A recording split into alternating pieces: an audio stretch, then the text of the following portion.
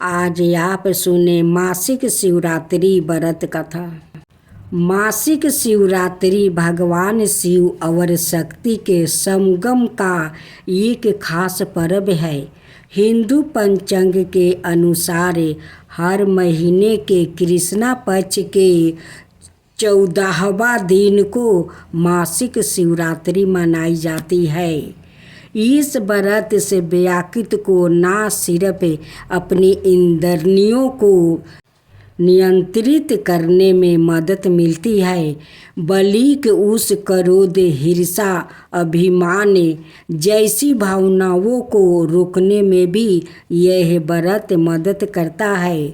शास्त्रों के अनुसार मासिक शिवरात्रि के सोमवार का दिन भगवान शिव को समर्पित है।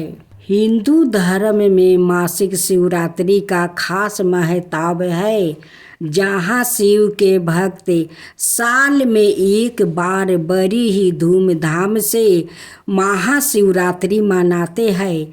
वही भोलेनाथ की आराधना में प्रत्येक महीने में एक बार मासिक शिवरात्रि मनाने की भी परंपरा है। यदि दिन शिव जी के लिए बेहद खास है। इस दिन भगवान शिव के परिवार की पूजा की जाती है। पौराणिक मान्यताओं के अनुसार महाशिवरात्रि के दिन आधी रात को भगवान शिव शिवलिंग के रूप में उत्पन्न हुए थे। मासिक शिवरात्रि के दिन आपको इस व्रत कथा को जरूर पढ़ना चाहिए। मासिक शिवरात्रि व्रत कथा। यह व्रत कथा भगवान शिव की अनुग्रह दृष्टि जोड़ी हुई है। पौराणिक कथा के अनुसार एक समय में एक ब्राह्मण नाम का श्रद्धालु अपने गांव में रहता था। उसकी पत्नी बहुत धार्मिक थी और हर मास की कृष्णा पक्ष की चतुर्दशी तिथि को मासिक शिवरात्रि व्रत करती थी। अपनी पत्नी की आदतों को देखकर ब्राह्मण ने यह व्रत करने लगा। एक बार मासिक शिवरात्रि के दिन ब्राह्मण और उसकी पत्नी ने भगवान शिव की पूजा संगीत सहित की और उनके चरणों में अपने प्रकट की। उन दोनों ने पूरे श्रद्धा भाव से व्रत किया और भगवान शिव से आशीर्वाद मांगा कि वो सदैव उन पर अपनी कृपा बनाए रखे। व्रत रखने के बाद ब्राह्मण और उसकी पत्नी ने गांव के प्रतीकों को बुलाया और उन्हें अपनी क्षमता के अनुसार दक्षिणा दी। इसी दिन को भिक्षाटनी भी कहते हैं, जिसमें भक्त अपने अछूत और पवित्र भाग्य को दूसरे लोगों के साथ साझा करता है। उसी समय गांव में एक बहुत गरीब ब्राह्मण आया जो बहुत ही दीन और दुखी था। ब्राह्मण और उसकी पत्नी ने उसे भोजन करने के लिए बुलाया और उसे भगवान शिव की कृपा से पूर्ण हुआ भोजन करने को दिया। इस प्रकार मासिक शिवरात्रि व्रत करने से ब्राह्मण और उसकी पत्नी ने न सिर्फ अपना अछूत साझा किया, बल्कि दुखी लोगों को भी अपने साथ भोजन करने का सौभाग्य प्रदान किया। इसके बाद उन्हें भगवान शिव की कृपा प्राप्ति हुई और उनकी सभी मनोकामना पूरी हो गई। महाशिवरात्रि के दिन आधी रात को भगवान शिव शिवलिंग के रूप में प्रकट हुए थे। भोलेनाथ के शिवलिंग के रूप में प्रकट होने के बाद सबसे पहले ब्रह्मा जी और विष्णु जी ने उनकी पूजा की थी। उसी उपलक्ष्य में आज तक कुछ जगहों पर शिवरात्रि को शिव जी के जन्म दिवस के रूप में मनाया जाता है और हर मासिक शिवरात्रि पर उनके भक्त उन्हें याद करते हैं। शास्त्रों में वर्णन है कि माँ लक्ष्मी देवी, सरस्वती, गायत्री, सीता, पार्वती जैसी महादेवियों ने भी शिवरात्रि का व्रत किया था, जिससे उनके जीवन का उद्धार हो गया। मासिक शिवरात्रि के दिन व्रत और पूजा करने से जीवन में सुख और शांति की प्राप्ति होती है, साथ ही संतान प्राप्ति, रोग से छुटकारा पाने के लिए इस दिन उपवास किया जाता है। मानता है कि यह व्रत क्रोध, ईर्ष्या, अभिमान आदि जैसी भावनाओं पर नियंत्रित पाने में मदद करता है। ऐसी भी मान्यता है कि मासिक शिवरात्रि का व्रत करने से मन चाहे वर की प्राप्ति होती है और विवाह में आ रही रुकावट भी दूर हो जाती है। कि सोमवार व्रत का था। एक बार पार्वती जी ने शिव जी से पूछा, मृतक लोग पृथ्वी पर मनुष्य इतने दुखी क्यों है? जगत जननी अपनी संतानों को निरंतर दुख और कलेश में घेरे देख कर दुर्वृत्त थी। इस पर शंकर भगवान बोले, प्रिया, मनुष्य के दुख का सबसे बड़ा कारण है उसकी परिनिंदा करने की आदत है। प्रत्येक व्यक्ति दूसरे में कमियां ही कमियां देखता है।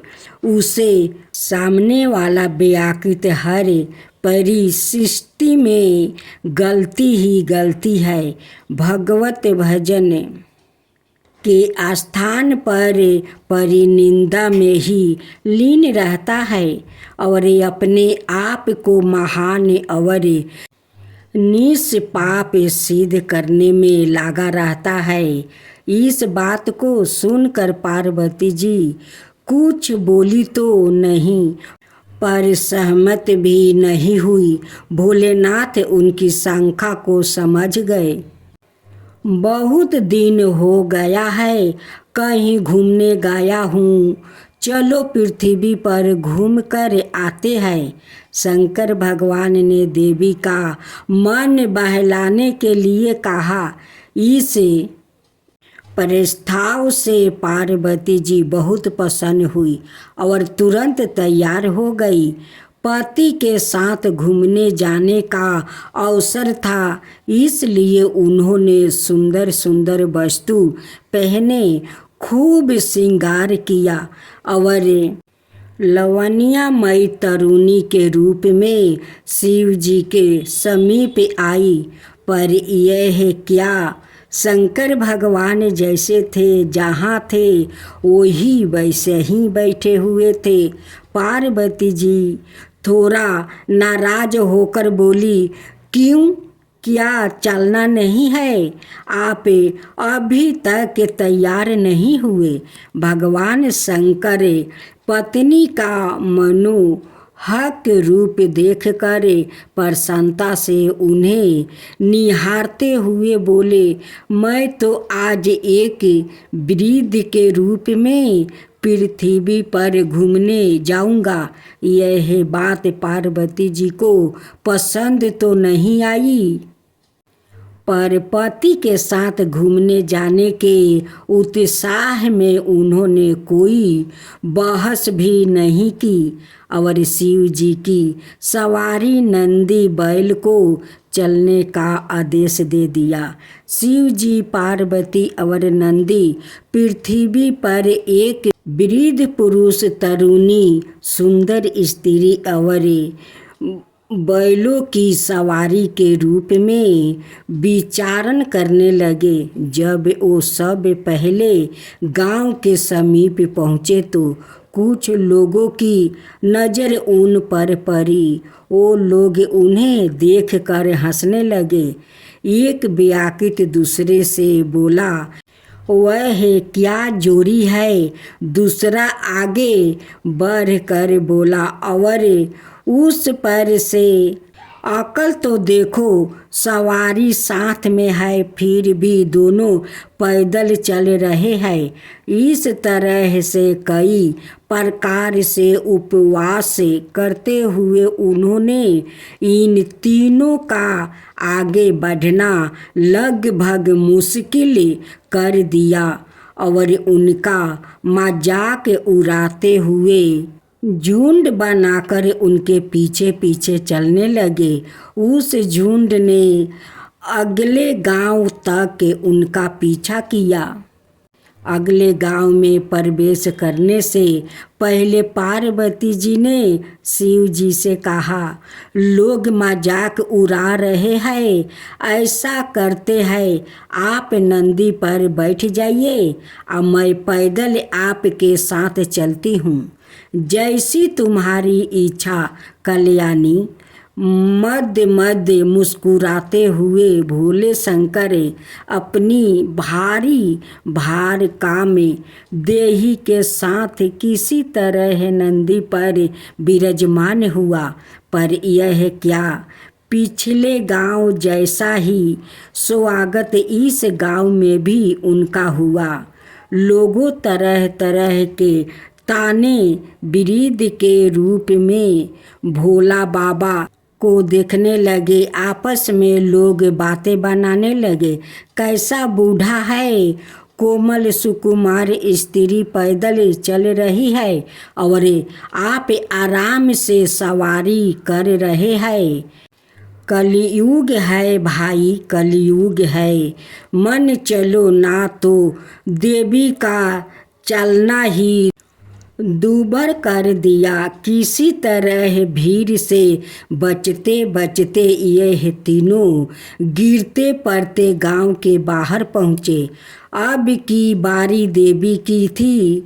सवारी करने की पार्वती जी तरुण स्त्री के रूप में बैल पर जा बैठी और वृद्धा पति के रूप में भोले बाबा साथ साथ चलने लगे।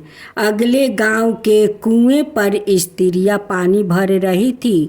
उन्होंने जब इस विचित्र जोड़ी को देखा तो तरह तरह के मुंह बनाकर इनकी तरफ इशारा करते हुए हंसने लगी, तरह तरह के उल्हान देने लगी।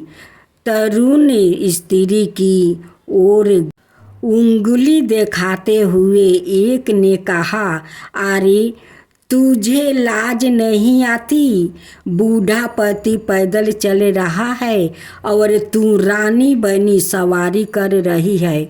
दूसरी ने बात आगे बढ़ाते हुए कहा, आजकल की बहू बेटियों तो सारी लाज शर्म घोल कर पी गई है। तीसरी ने अपने जबाने के गुण गान कहना शुरू कर दिया। इन सब की बक बक झक झक की परवाह ना करते हुए यह तीनों आगे बढ़ते रहे। माँ अपनी संतानों को व्यवहार से बहुत लज्जित महसूस कर रही थी, पर अब भी अपनी हार मानने को तैयार नहीं थी। अंतर्यामी भगवान सब कुछ जानते हुए अनजान बनने का नाटक करते हुए बोले, प्रिया ऐसा करते हैं कि मैं नंदी को अपने कंधे पर उठा लेता हूँ, तब किसी को कुछ बोलने का अवसर नहीं मिलेगा। पार्वती जी कुछ जवाब देती है। इससे पहले ही शिव जी ने नंदी को अपने कंधे पर उठा लिया और चलने लगे। संतानों के व्यवहार से पहले से ही दुखी देवी पति के कष्ट से और भी अधिक लज्जित महसूस करने लगी। लेकिन यह क्या हुआ, वो अगले गांव के पास से गुजरे तो उस गांव के वासियों ने तो जैसे सारी मर्यादों ही तोड़ दिया। लोग अनाप शनाप बोलते हुए, उछल कूद मचाते हुए उन्हें परेशान करने लगे। आप शब्दों और भीड़ का उपद्रव अपनी चरम सीमा पर था। इस सब को झेलते हुए किसी तरह वो अपने को बचाते हुए गांव की सीमा से बाहर आए। भोले बाबा हंसते हुए बोले, कहो कल्याणी, अब तुम्हारा क्या कहना है?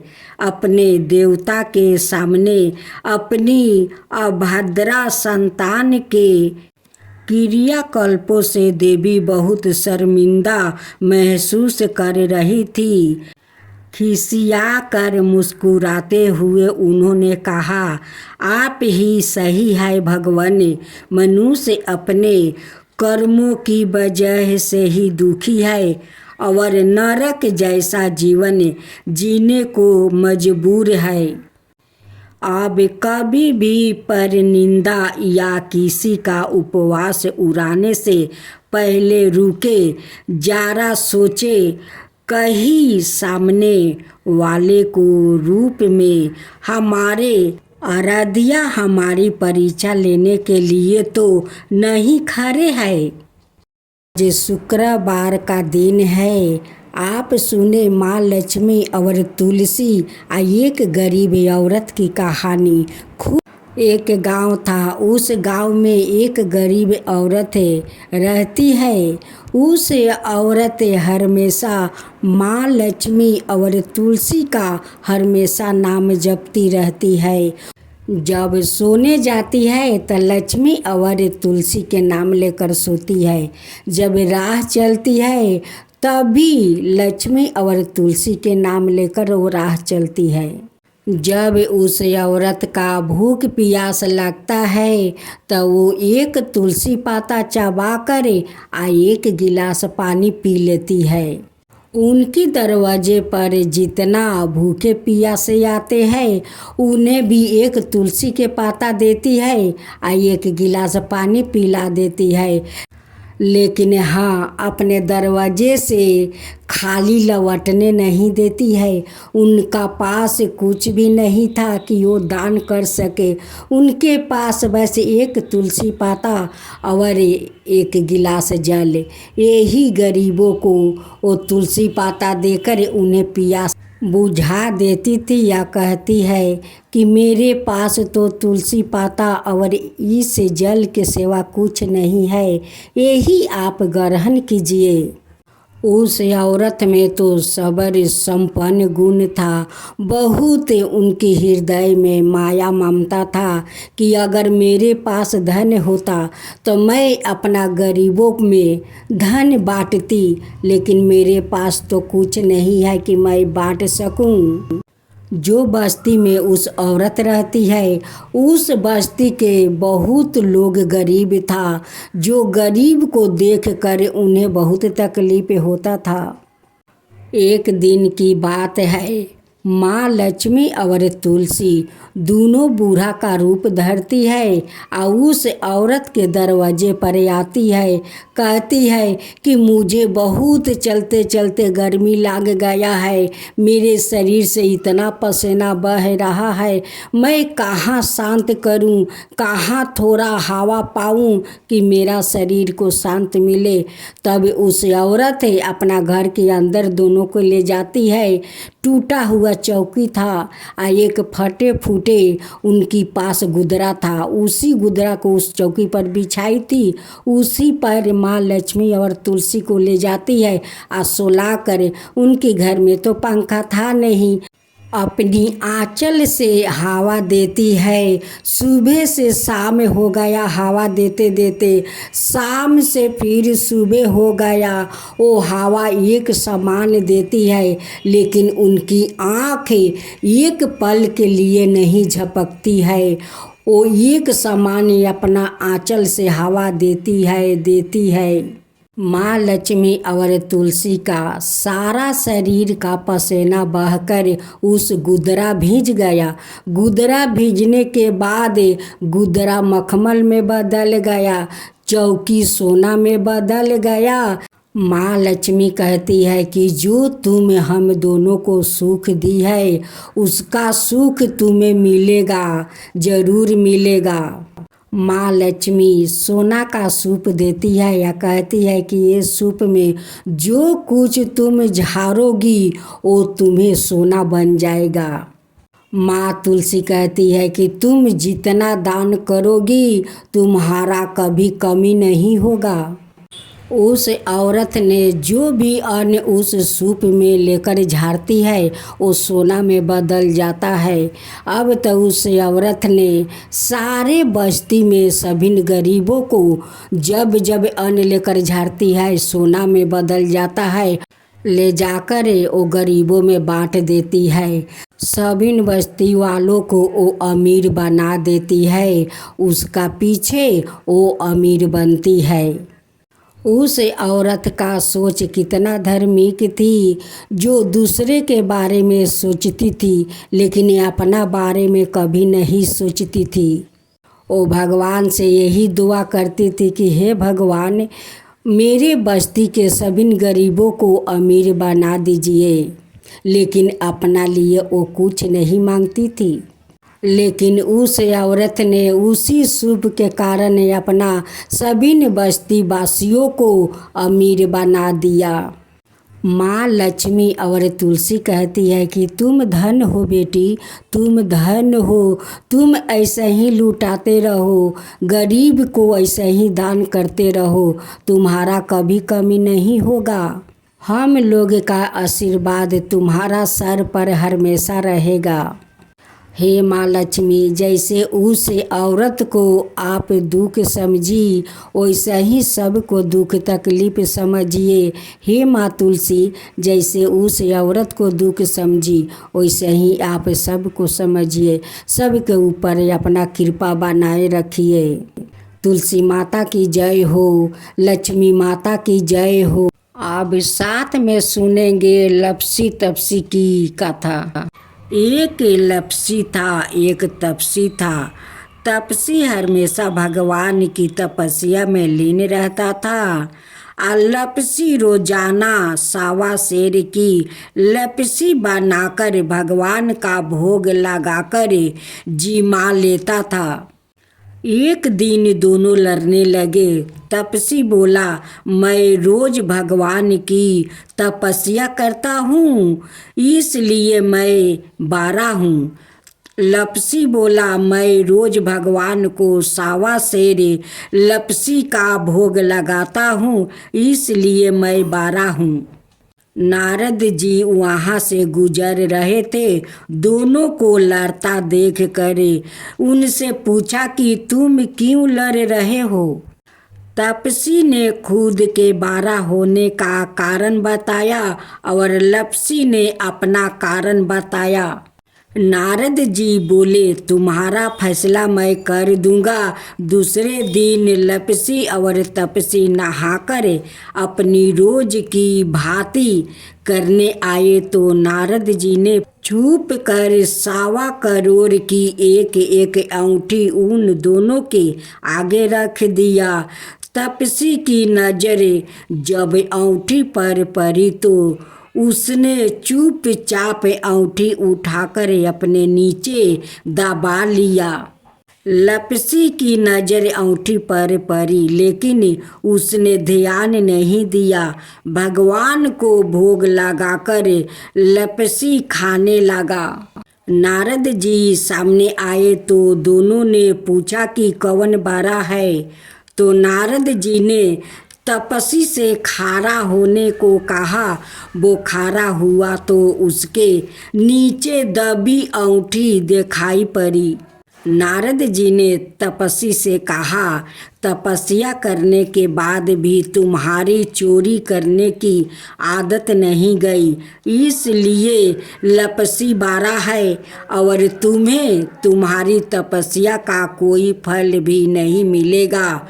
तपस्वी शर्मिंदा होकर माफ़ी मांगने लगा। उसने नारद जी से पूछा, मुझे मेरी तपस्या का फल कैसे मिलेगा? नारद जी ने कहा, यदि कोई गाय और कुत्ते की रोटी नहीं बनाएगा तो फल तुझे मिलेगा। यदि कोई ब्राह्मण को भोजन करवाकर दक्षिणा नहीं देगा तो फल तुझे मिलेगा। यदि कोई साड़ी के साथ ब्लाउज नहीं देगा तो फल तुझे मिलेगा। यदि कोई दिए से दिया जलाएगा तो फल तुझे मिलेगा। यदि कोई सारी कहानी सुने लेकिन तुम्हारी कहानी नहीं सुने तो फल तुझे मिलेगा। उसी दिन से हर बरत कथा कहानी के साथ लपसी तपसी की कहानी भी सुनी और कही जाती है। आप जानते हैं कि कुबेर धन और समृद्धि के देवता है, लेकिन माता लक्ष्मी भी धन और समृद्धि के देवता है।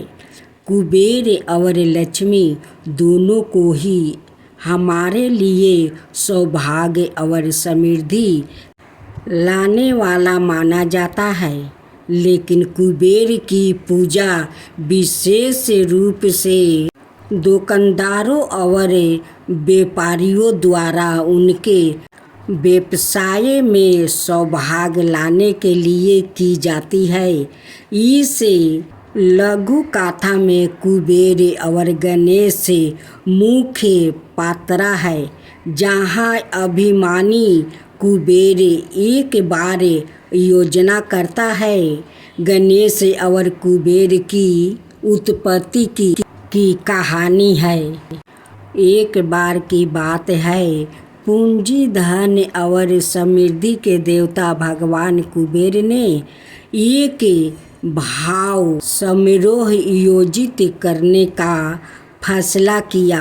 उन्होंने तय किया कि वो सभी देवताओं को आमंत्रित करेंगे और उन्हें शानदार भोजन करवाएंगे। हालांकि इस कृत्य के पीछे उनका असली उद्देश्य दूसरों के सामने अपनी संपत्ति को सामना और शानदार जीवन का बखान करना। भगवान कुबेर ने भगवान शिव सहित हजारों देवताओं और ऋषियों को अपने भोजन में आमंत्रित किया। भगवान शिव को आमंत्रित करने के लिए कुबेर ने खुद जाकर उन्हें स्वाभाविक रूप से आमंत्रित करने का विचार किया। अगले दिन कुबेर निजी तौर पर कैलाश गया और बहुत विनम्रता से भगवान शिव को आमंत्रित किया।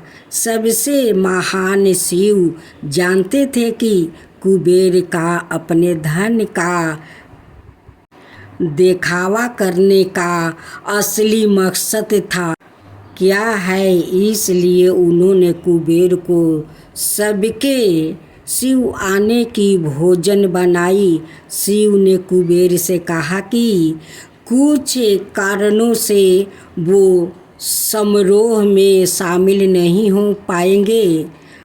हालांकि उनके प्रिय पुत्र गणेश निश्चित किया वो उनका अच्छे से ख्याल रखे और उन्हें खुश रखे। भगवान कुबेर सहमत हो गया और पार्टी की तैयारियां और अन्य कामों के लिए चले गए।